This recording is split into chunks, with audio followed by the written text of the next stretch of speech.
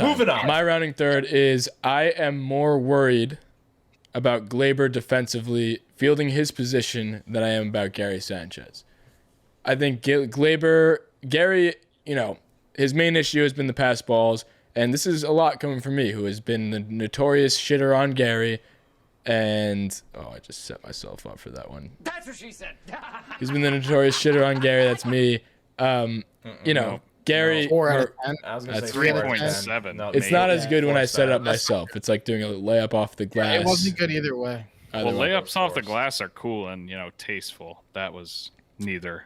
Either way, I really, this whole Gleyber thing, this stems from last night when he had that awful error. Obviously, a lot of people will say, that's a routine play that Bruce needs to make. Bruce is out of position. Bruce doesn't need to make that play. A regular first baseman, yeah, maybe he makes that play, but, you're a shortstop. That was so routine. That was to end the game. And when a guy is a backup guy playing pretty much out of position, Jay Bruce, you can't be doing that. You can't be doing that in general, but there's no blame to be thrown on Jay Bruce for that because you're expected to make that throw. He had all the time in the world. He could have just made the throw. He had him beat. It was just so routine, and it's not the first time. We've talked about it on the last episode, but it was a little too early to, it was a couple plays, so we didn't really want to, overreact to a couple plays, but there's the other plays that you see all the time, and he just doesn't look comfortable at shortstop. I don't know that he's a shortstop anymore. I was big on him being the shortstop, but, I think this isn't a new thing either. This isn't the first time Gleyber has made puppy dog errors and just the routine stuff. He makes some flashy plays where you forget about it a little bit, but I don't know. This isn't, I don't think, an overreaction to one play. I think it's everything we've seen from him. And I do think he's obviously young enough to figure it out. But at the current moment, I'm more worried about Gleyber fielding his position than Gary because Gary, he shows the flashes of doing things. Yes, he has the pass balls, and I haven't looked at the numbers there, but it looks like he's cleaned it up so far this year. Again, that's an overreaction because it hasn't been too long. But Gary still has the rocket arm, and he can make up for it on that side, and he's looked pretty good at catching. I'm very worried about Gleyber. What do you guys think? I'm definitely worried. I'm not gonna sugarcoat it. I'm definitely worried about Gleyber. The thing that the reason I'm leaning more towards I am more confident in him than Sanchez is because it's mostly throwing errors. It's not like he can't read a ball in the dirt. It's not like he's having trouble picking the ball up and fielding a clean ground ball. He's had some trouble with that, but majority of his errors this season have been on throwing. The two most recent ones, it was the one to Jay Bruce that was a scoop, and Jay Bruce missed it. It could have gone either way, and then obviously the one against the Orioles where we lost the game. But that it was a routine ground ball. He fielded it and then just botched the throw completely, and that's why I don't know. I keep saying he's gonna figure it out, but then I go back and forth because he's gonna figure it out. I don't know. It's a routine ground ball. That's not you can't miss that. But then he goes out and makes this incredible play at shortstop where he scoops the ball in the backhand, turns around, and throws the guy out at first base. So I'm conflicted. So I feel like I'm gonna go with out, but on a very, very, very slim decision because I still have a little bit of faith left in Gleyber. Sanchez has been looking a lot better, but I don't know. I'm still not completely out on Gleyber Torres because of the fact that it's mostly just these little tiny throwing mishaps. Dude, but my counter to that is, when is the last time that a ball was hit to shortstop and you didn't hold your breath? I think the last time that happened, a different guy was playing shortstop. I think Didi Gregorius is the last person where you actually felt a sigh of relief. It's like, okay, game's over. That play, the game literally would have been over. No. Anyway, that lost the game, right? That didn't give up the tying run. Game was over after that. Yeah. So in that moment right there, Didi Gregorius is over there. I'm like, okay, we can pack it up. I can go grab another drink or something like that. This inning's over. Whatever. That would have been the last out. I knew we had more time I need to keep watching. I was on the edge of my seat more so than I was, at any other point in the game because I just don't have the faith in him. And I think, like I said, the last time a ball was hit over there, I don't remember since Didi that I've felt confidence that the routine plays. You know, I agree with that, but I also don't feel confident when there's a guy pitching the dirt all the time. You have Gary Sanchez behind there. He still hasn't gained my 100% confidence either. So, and that's a much more important position on an every pitch basis. That's every single pitch is going in his direction. You're safe. Oh, sorry. I was gonna say you're safe to me, but like on replay on a challenge, you're safe to me. Like the Orioles game the other day when he was actually out, but he was called safe because I think a couple weeks of Gleyber playing even just slightly below average shortstop. I disagree, but he's been so bad to start the season that every time a ball's hit anywhere near him, my heart sinks. And that's not an overreaction. Like, he doesn't, even the routine plays that he does make, they're not clean. It's not like it's smooth. It just looks off. So if he gives me a couple weeks or a month of average shortstop play, then you're out. But as of today, I will give you the challenge coaches overturned safe because of that. I agree. I think it's a bang play. I'm not going to say whether I think you're safe or out. I think that there's legitimate concerns on both sides, but I will mention that it's pretty concerning. All right, it's not a cop out, okay? I'm just pick one, goddamn it. It's the entire show. All right, dude, you're safe. Whatever. Nice.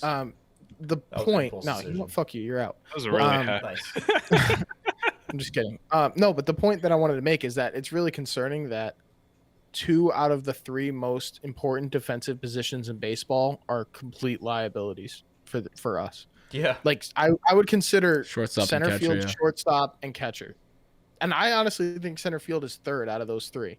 So you could argue that the top 2 most important defensive positions, we have like really, really inadequate defensive players on both of those ends, which I mean, there's not a lot of holes in this team, but that's certainly one of them, and it's a little bit concerning. Like the only 2 spots that we have legitimate plus fielders at are right field and third base. All right, so 3 with DJ at second, but still. And again, I'm really like neck and neck with this. This isn't like a completely safe or out situation. I agree with both sides, but the reason I'm going with the siding towards Gleyber is because let's just say both players, their fielding is at a 6 out of 10. All right, I'm just making a random number up in my head.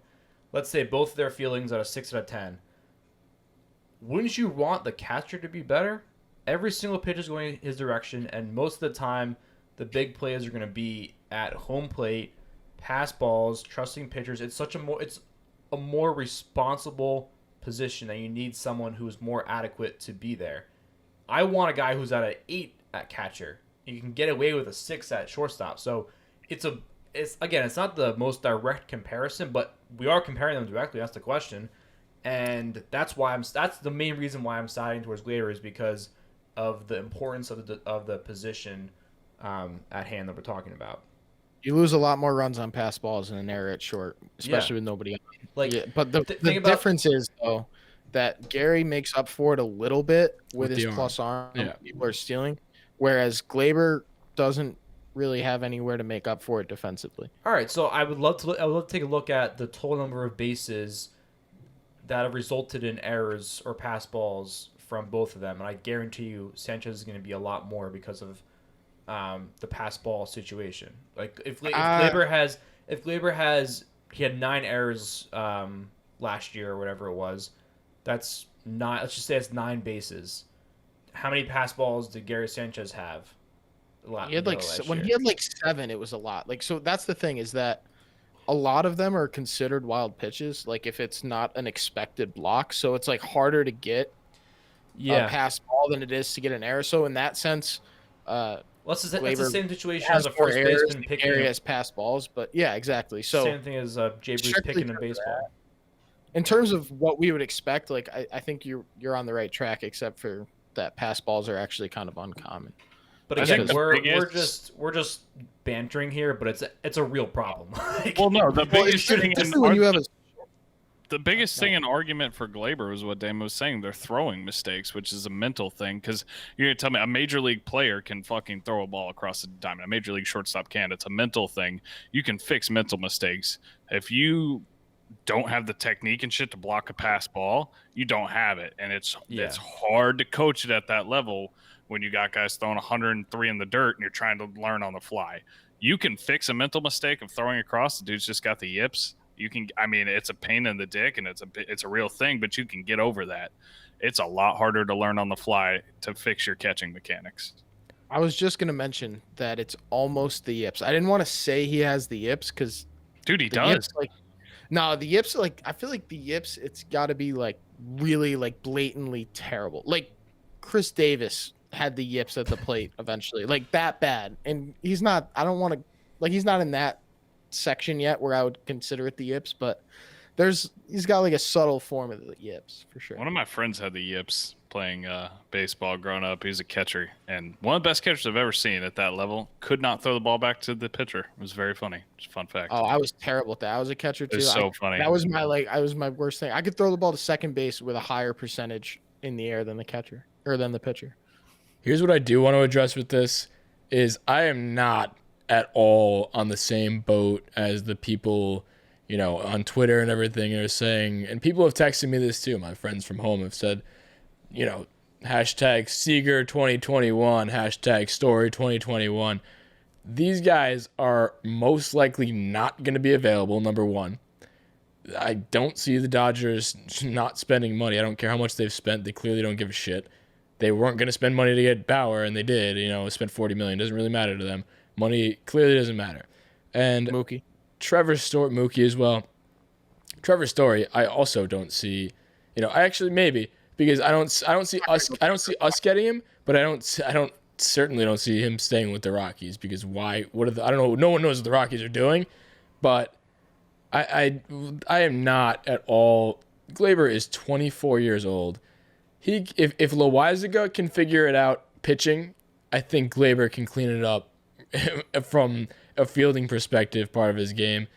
I just want him to field at least average because I posted this too, the story, the SpongeBob thing. Just I need him to field at least adequately so that people can talk about how great offensively he is. Because, I got some of his rookie card, and I'm not trying to have some of these headlines out there with my man Gleyber because that impacts my wallet. So, but more importantly, though, I do want him to just, if he even, like I said, adequately fields his position, then he doesn't have the headlines. And obviously, this one is a big headline because it was to lose the game. But storyline going forward with this is: do I have confidence in Gleyber fielding? Not really. Do I think he can clean it up? Absolutely, I do. It needs to happen soon. Because it needs to happen tomorrow. And that tomorrow, like you said, that's not even an overreaction too, because tomorrow is big for him. Yeah.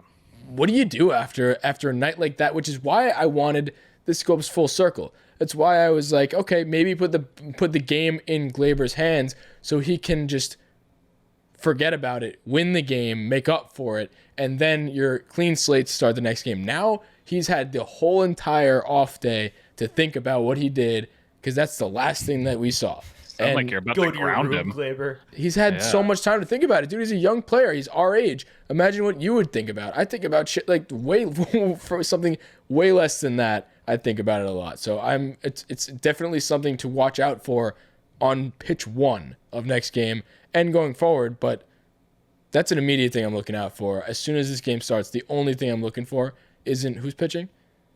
Kluber. It's not Kluber, how he's doing or whatever it may be. I'm looking at Gleyber, how he's doing. Gleyber's my favorite player. He is my favorite player on this team. It's between him and Clint, and I really, really think I have confidence in him. But dude, something needs to happen because it's not looking good.